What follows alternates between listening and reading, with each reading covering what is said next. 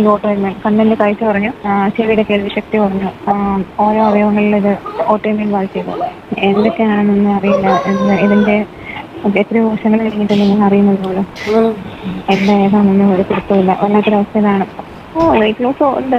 Weight loss എല്ലാം വരില്ലല്ലോ, treatment നടക്കല്ലേ. ആഹാരം കട്ടിയുള്ളതൊന്നും ഞാൻ കഴിക്കുന്നില്ല, അത് നമ്മുടെ ശരീരത്തിനെ ബാധിക്കും. അതുകൊണ്ട് ഇതിന് ഒരു ചെറിയ ഡയറ്റ് പ്ലാൻ ഉണ്ട്, അതനുസരിച്ച് ഡോക്ടർ നാളെ അവധിയാണ്, മറ്റന്നാൾ അറിയാം. എത്രയും വരും. ഈശ്വരൻ നടത്തുന്നതെന്ന് പറയാം. പിന്നെ ഹെൽത്ത് കാർഡ് ഉണ്ട്, ഇൻഷുറൻസ് ഉണ്ട്. അത് കവർ ചെയ്യാൻ പറ്റുന്നതൊക്കെ ഒരു വർഷം കവർ ചെയ്യും. പിന്നുള്ള സമയത്തെ ഭിക്ഷ എടുക്കുന്ന പോലെ ഭിക്ഷ എടുത്ത് സഹായിക്കാത്ത ചോദിക്കില്ല. ഞാൻ റൂമിൽ എടുത്തിട്ടില്ല. കാര്യം ഇവിടെ അല്ലാതെ താമസിക്കാൻ പേഷ്യൻസിന് എന്തൊക്കെ താമസിക്കാനുള്ള ചർച്ചയും അറിയാണ്ടല്ലോ. അങ്ങനെ നിൽക്കുന്ന കാര്യം ഒരു റൂമിനോട് 5,500 തൊട്ടാണ്. നമ്മളിപ്പോൾ നമുക്ക് താങ്ങാൻ പറ്റില്ല. രാവിലെ OP ടൈമിൽ അവിടെ പോകും. തൊട്ടടുത്ത് അവരുടെ തന്നെ അടുത്തുള്ള ക്യാമ്പസ് ഉണ്ടല്ലോ. പിന്നെ അതെ, റാണിപ്പത്തെന്ന് പറയുന്ന സ്ഥലത്തില്ല ഇപ്പോൾ ന്യൂറോ ഒക്കെ റാണിപ്പത്തില്ല. ഫുഡ് ഒരു ചില ദിവസം അവിടെ കഴിക്കും, ചില ദിവസം നമ്മൾ പുറത്തുനിന്ന് എവിടെയെങ്കിലും കഴിക്കും. അല്ലെങ്കിൽ വെള്ളിയാഴ്ച പണി കഴിക്കുമ്പോൾ. നമസ്കാരം. ഒരു കാലത്ത് കേരളത്തിലെ രാഷ്ട്രീയ നേതാക്കളെ കക്ഷി രാഷ്ട്രീയ ഭേദമില്ലാതെ അടിച്ചൊതുക്കുന്നതിന് വേണ്ടി, തേജോവധം ചെയ്യുന്നതിന് വേണ്ടി ചില നേതാക്കൾ ഒരു സ്ത്രീയെ ഉപയോഗിക്കുകയുണ്ടായിരുന്നു. സോളാർ നായിക എന്നാണ് അവരെ പരക്കെ അറിയപ്പെട്ടിരുന്നത്. സോളാർ അനുസരിത എന്ന് വേണമെങ്കിൽ നമുക്ക് അവരെ വിശേഷിപ്പിക്കാം. ഈ സോളാർ അനുസരിത കാരണം കേരളത്തിലെ പ്രമുഖരായ പല രാഷ്ട്രീയ നേതാക്കളുടെ ഭാവിയും പല രാഷ്ട്രീയ നേതാക്കളുടെ കുടുംബ ബന്ധങ്ങളും ശിഥിലമായിട്ടുള്ള കാര്യം ബഹുമാനപ്പെട്ട പ്രേക്ഷകർക്കറിയാം.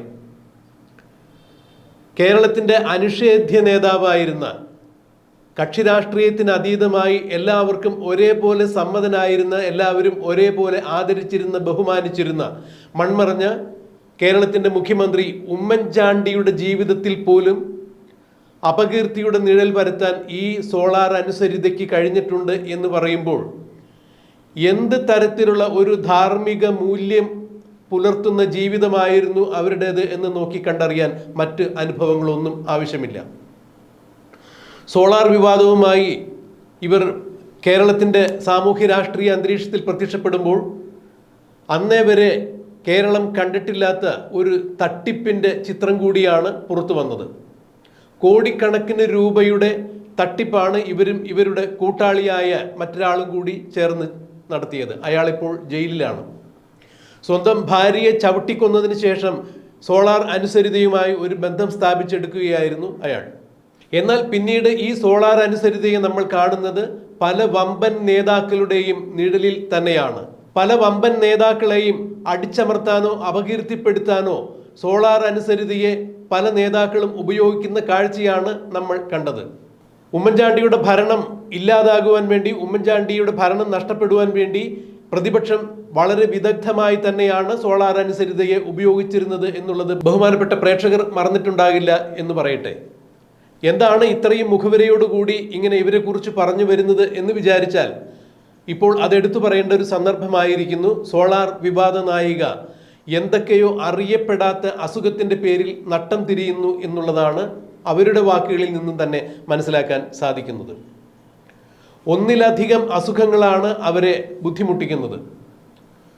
ഏതോ രാഷ്ട്രീയ നേതാവിൻ്റെ ഒത്താശയോടുകൂടി അവരുടെ കൂടെ നിന്ന് ഒരാൾ അവർക്ക് കൊടുത്ത സ്ലോ പോയിസിന്റെ അടിസ്ഥാനത്തിലാണ് അവർക്ക് ഇന്ന് കാണുന്ന ഈ ഗുരുതരമായ അസുഖം ബാധിച്ചത് എന്നാണ് മുൻപ് ഒരു ഇന്റർവ്യൂവിൽ അവർ പറഞ്ഞിരുന്നത്. എന്നാൽ ഇപ്പോൾ അവരുടെ കേൾവിശക്തി കുറഞ്ഞു വരുന്നു, കണ്ണിൻ്റെ കാഴ്ച കുറഞ്ഞു വരുന്നു, ശരീരത്തിൻ്റെ പ്രതിരോധ ശേഷി കുറഞ്ഞു വരുന്നു. ഒരു കാരണവശാലും അവർക്ക് കട്ടിയുള്ള ആഹാരങ്ങൾ പോലും കഴിക്കാൻ സാധിക്കുന്നില്ല. വൈറ്റ് സെൽസ് കുറഞ്ഞു വരുന്നു. ഇത്തരം ഗുരുതരമായ നിരവധി അസുഖങ്ങളിൽപ്പെട്ട് ഉഴലുന്ന സോളാർ അനുസരിതയ്ക്ക് മറ്റൊരു വിഷയം കൂടി ഉണ്ടായിരിക്കും. ഇന്നും കണക്കുകളുടെ പുറകെ പോയിട്ടുള്ള, അല്ല എന്നുണ്ടെങ്കിൽ കോടികൾ വെച്ചുകൊണ്ട്, കോടികൾ പ്രതിഫലമായി വാങ്ങിക്കൊണ്ട് ഉമ്മൻചാണ്ടിയെ പോലുള്ള ആളുകളെ താറടിച്ച് കാണിക്കുവാൻ വേണ്ടി എതിരാളികളുടെ കയ്യിലെ ആയുധമായി മാറിയ സോളാർ അനുസരിതയ്ക്ക് ഇന്ന് ചികിത്സിക്കാൻ പോലും പണമില്ല എന്നുള്ള അവസ്ഥയിലേക്ക് കാര്യങ്ങൾ ചെന്നെത്തിയിരിക്കുന്നു എന്നാണ് അവരുടെ വാക്കുകളിൽ നിന്ന് തന്നെ മനസ്സിലാക്കാൻ കഴിയുന്നത്. എന്ത് നൈതികതയാണ് അവരുടെ ജീവിതത്തിൽ അവർ പുലർത്തിയിരുന്നത് എന്നുള്ളത് ബഹുമാനപ്പെട്ട പ്രേക്ഷകർ മറന്നിട്ടുണ്ടാകില്ല. അവരെ പലരും പല ഉദ്ദിഷ്ട കാര്യത്തിന് വേണ്ടി ഉപയോഗിച്ചിട്ടുണ്ട്. എന്നാൽ തന്നെ ഇവർ ഏത് കാര്യത്തിന് വേണ്ടിയാണ് ഉപയോഗിക്കുന്നത്, ആർക്കെതിരെയാണ് തന്നെ ഉപയോഗിക്കുന്നത് എന്ന് കണ്ടറിയുവാൻ അവർക്ക് സാധിച്ചില്ല. അവർ അന്ന് പണത്തിൻ്റെ പുറകെ പോയി എന്നുള്ളതാണ് അവരോട് അടുത്ത വൃത്തങ്ങളെല്ലാം സൂചിപ്പിക്കുന്നത്. എന്നാൽ വിധിവൈപരീത്യം കൊണ്ടാണോ എന്നറിയില്ല, അവർക്കിപ്പോൾ നിരവധി അസുഖങ്ങളാൽ വലയുന്നു. അവർ ഒത്തിരി അസുഖങ്ങളുടെ പിടിയിൽപ്പെട്ട് അമരുമ്പോഴും ചികിത്സയ്ക്ക് പോലും പണം കിട്ടുന്നില്ല, അല്ലെങ്കിൽ ചികിത്സയ്ക്ക് പോലും കയ്യിൽ പണമില്ല എന്നവർ പറയുമ്പോൾ ഒരുപക്ഷെ ഇതെല്ലാം അവർ ചെയ്തതിൻ്റെ ഒരു പ്രതിഫലമായിരിക്കാം.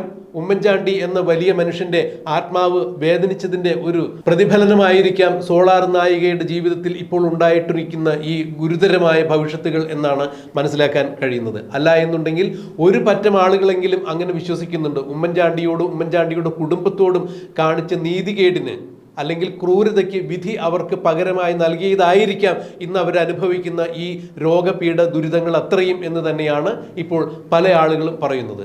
എന്തായാലും സോളാർ നായികയുടെ വാക്കുകളിൽ നിന്ന് തന്നെയാണ് ഇത്തരം കാര്യങ്ങൾ ഒരു മാധ്യമം എന്ന രീതിയിൽ ഞങ്ങൾക്ക് മനസ്സിലായത്. അവർ അവരുടെ രോഗവിവരത്തെക്കുറിച്ച് കൃത്യമായി പറയുന്നത് നമുക്കൊന്ന് കേൾക്കാം.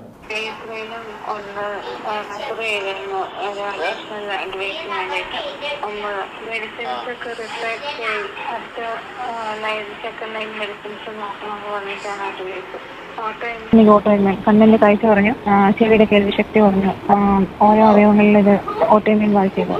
എന്തൊക്കെയാണെന്നൊന്നും അറിയില്ല. ഇതിന്റെ എത്രയോ വർഷങ്ങൾ കഴിഞ്ഞിട്ട് നിങ്ങൾ അറിയുന്നത് പോലും എന്താ ഏതാണെന്നൊന്നും ഒരു പിടുത്തമില്ല. വല്ലാത്തൊരവസ്ഥയിലാണ്. വെയിറ്റ് ലോസ് ഉണ്ട്. വെയിറ്റ് ലോസ് എല്ലാം വരുന്നില്ല, ട്രീറ്റ്മെന്റ് നടത്തിയല്ലേ. ആഹാരം കട്ടിയുള്ളതൊന്നും ഞാൻ കഴിക്കുന്നില്ല, അത് നമ്മുടെ ശരീരത്തിനെ ബാധിക്കും. അതുകൊണ്ട് ഇതിന് ഒരു ചെറിയ ഡയറ്റ് പ്ലാൻ ഉണ്ട്, അതനുസരിക്കാം. ഡോക്ടർ നാളെ അവധിയാണ്, മറ്റന്നാൾ അറിയാം. പ്രിയപ്രിയം വരും. ഈശ്വരൻ നടത്തുന്നതെന്ന് പറയാം. പിന്നെ ഹെൽത്ത് കാർഡ് ഉണ്ട്, ഇൻഷുറൻസ് ഉണ്ട്. അത് കവർ ചെയ്യാൻ പറ്റുന്നതൊക്കെ ഒരു വർഷം കവർ ചെയ്യും. പിന്നുള്ള സമയത്തെ ഭിക്ഷ എടുക്കുന്ന പോലെ ഭിക്ഷ എടുത്ത് സഹായിക്കാത്ത പറ്റി ചോദിക്കില്ല. ഞാൻ റൂമിൽ എടുത്തിട്ടുണ്ടാകാം. കാര്യം ഇവിടെ എല്ലാവരും താമസിക്കാൻ പേഷ്യൻസിന് വേണ്ടി താമസിക്കാനുള്ള ചർച്ചിൻ്റെ വേണ്ടല്ലോ. അങ്ങനെ നിൽക്കുന്ന കാര്യം ഒരു റൂമിനോട് 1500 തൊട്ടാണ്. നമ്മളിപ്പോൾ നമുക്ക് കാണാൻ പറ്റില്ല. രാവിലെ OP ടൈമിൽ അവിടെ പോകും. തൊട്ടടുത്ത് അവരുടെ തന്നെ അടുത്തുള്ള ക്യാമ്പസ് ഉണ്ടല്ലോ. പിന്നെ അതെ, റാണിപ്പത്ത് എന്ന് പറയുന്ന സ്ഥലത്തില്ല, ഇപ്പോൾ ന്യൂറോ ഒക്കെ റാണിപ്പത്തില്ല. ഫുഡ് ഒരു ചില ദിവസം അവിടെ കഴിക്കും, ചില ദിവസം നമ്മൾ പുറത്തുനിന്ന് എവിടെയെങ്കിലും കഴിക്കും. അല്ലെങ്കിൽ വെള്ളിയാഴ്ച പണി കഴിക്കുമ്പോൾ